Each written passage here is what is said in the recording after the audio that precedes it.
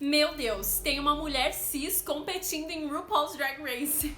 O que isso muda? Alô, alô, garotas e gaysinhas, aqui é Lindy XOXO, drag queen e cantora, e hoje eu tô aqui pra falar com vocês sobre a Victoria Scone, a primeira participante da história de RuPaul's Drag Race, que é uma mulher cis. Antes de começar o vídeo, eu já quero pedir pra vocês deixarem o like aqui embaixo pra não esquecer depois, ativar o sininho pra não perder nenhum vídeo novo e se inscrever no canal porque isso me ajuda muito. Bom, como todo mundo já sabe, Drag Race é o maior programa de drag queens do mundo inteiro, comandado pela RuPaul e produzido pela World of Wonder. O que muita gente talvez não saiba é que é um programa bem antigo já. A primeira temporada foi ao ar em 2009 e de lá pra cá já foram muitas temporadas, muitos spin-offs, temporadas em outros países, Emmys, enfim. Apesar de tudo isso, a representatividade no programa ainda é muito baixa e praticamente todos os participantes são homens gays cis, com poucas participações de pessoas trans, mulheres ou homens, e nenhuma mulher cis. Muito desse posicionamento de não incluir mulheres cis vem da fundadora do programa, a RuPaul. Por exemplo, quando a RuPaul foi perguntada sobre a Peppermint,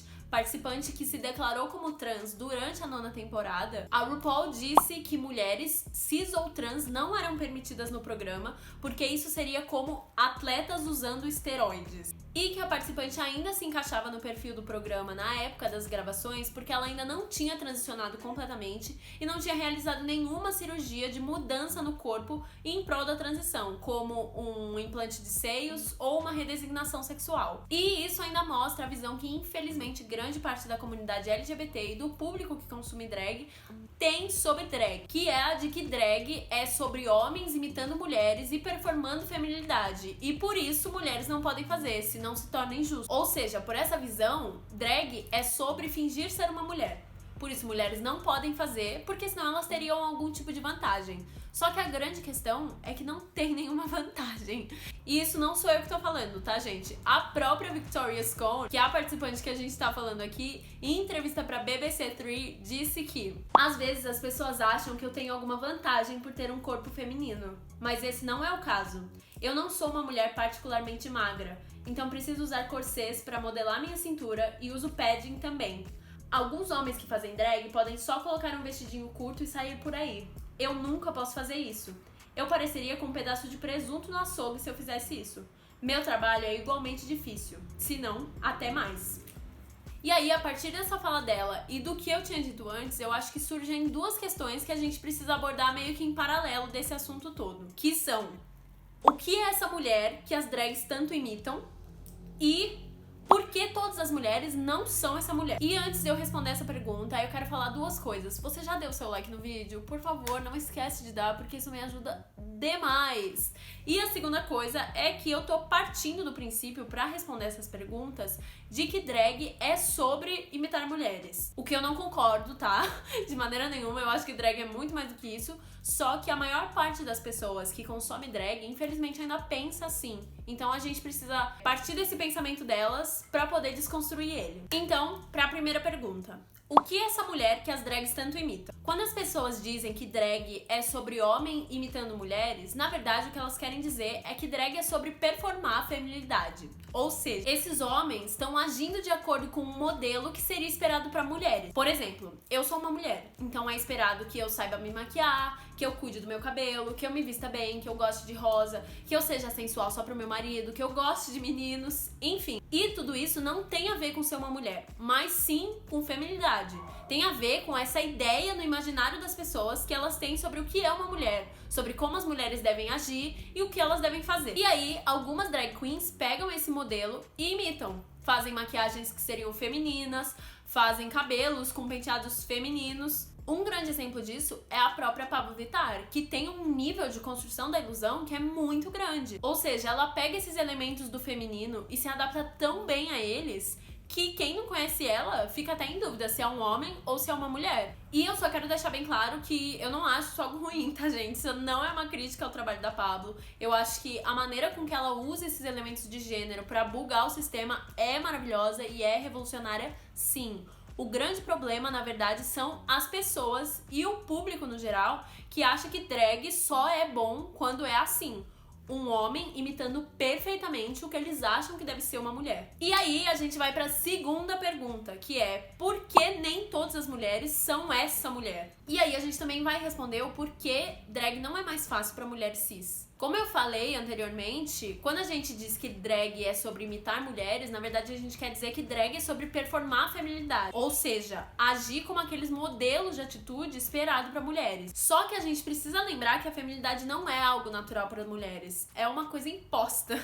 Nós não temos uma facilidade natural de fazer maquiagem, de andar de salto, de se vestir bem. Nada disso. A gente é ensinada e principalmente obrigada a aprender isso tudo durante a vida inteira. A gente não tem escolha em relação a isso.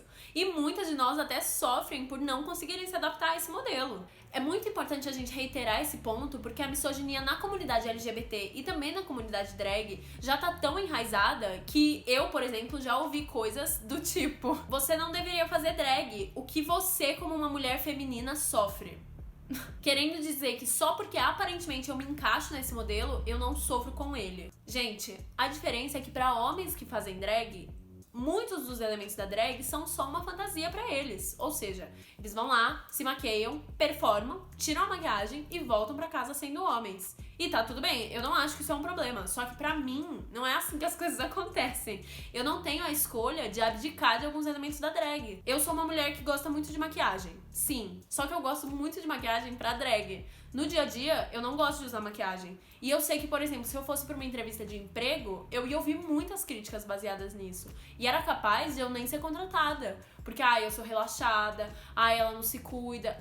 Entende? Não é uma escolha pra mim usar maquiagem ou não. A feminilidade pras mulheres nunca é algo arbitrário. A gente não escolhe aprender essas coisas. A gente aprende na base de muito sofrimento e de muita pressão. E aí, quando é chegada a hora da gente mostrar isso tudo que a gente foi obrigada a aprender, e algumas de nós no final até gostaram, nós somos excluídas e somos desvalorizadas. Então não, drag não é mais fácil pra mulheres, porque mesmo que drag fosse sobre feminilidade, ser mulher não é. Ser mulher não é sobre fingir ser uma mulher. E, na verdade, nem drag é, né, gente? Drag é uma arte extremamente plural e revolucionária, exatamente porque ela te dá a possibilidade de pegar todos esses elementos de gênero e hackear esse sistema. Do mesmo jeito que o que a Pablo ou a RuPaul fazem é um hack do sistema, o que a Lady Gaga e a El Que Maravilha fazem também é. Eu gosto muito de dar o exemplo da Gaga, porque ela é alguém que tá no mainstream e que o trabalho é muito próximo ao que é considerado drag. A Gaga, nesse sentido, fazia muito além do que era esperado de uma mulher. Ou você espera que uma mulher vá no tapete vermelho com um vestido de carne crua. Ou que ela vá dentro de um ovo gigante sendo carregada por outras pessoas. Ou que ela sangre num palco até a morte e seja levantada simulando um suicídio. Não, né? Isso não é sobre feminilidade. Isso é sobre tornar o seu corpo um veículo de comunicação e de criação de novos imaginários através do uso da maquiagem, da moda, da música, da performance, da perucaria, enfim. Isso é drag. Eu posso passar um vídeo inteiro falando sobre isso, porque esse é um assunto mega extenso, mas eu achei muito importante a gente fazer esse parênteses, porque isso também fala muito sobre a importância da participação da Victoria em RuPaul's Drag Race, que é a maior plataforma de drag do mundo atualmente. Drag Race é tão importante porque o programa ainda dita muito do que é considerado mais relevante dentro do meio drag atualmente. Então, as drags mais parecidas com as de RuPaul's Drag Race costumam ter mais público, costumam ser contratadas para mais jobs. E as que são de RuPaul's Drag Race, né, gente, nem se fala. Se a gente for pegar todas as drags mais seguidas do mundo, com exceção da Pablo e da Glória, todas têm a ver com RuPaul's Drag Race. E agora pensa que nessa plataforma enorme, praticamente só se vêem homens gays cis. Automaticamente, tudo que é diferente disso é rejeitado, é excluído. Então, pessoas trans, mulheres cis, não binárias, todos têm menos fãs, menos jobs, menos oportunidades. Tudo isso porque não tem representatividade. Claro que esse não é o único motivo, mas isso influencia muito.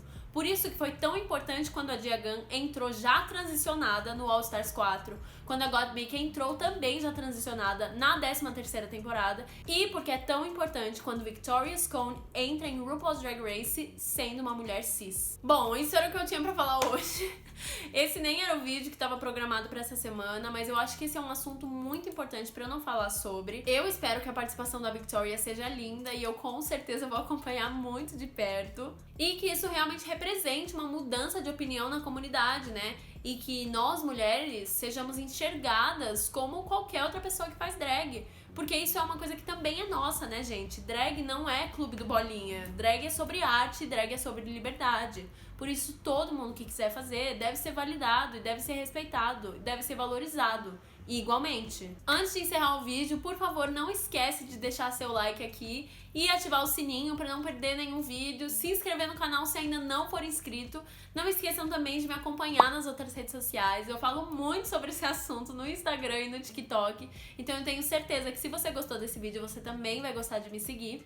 E também me contem aqui embaixo o que vocês acharam dessa participação da Victoria. Se vocês conhecem outras mulheres drag e querem recomendar, o que vocês acharam do vídeo, enfim, me contem tudo.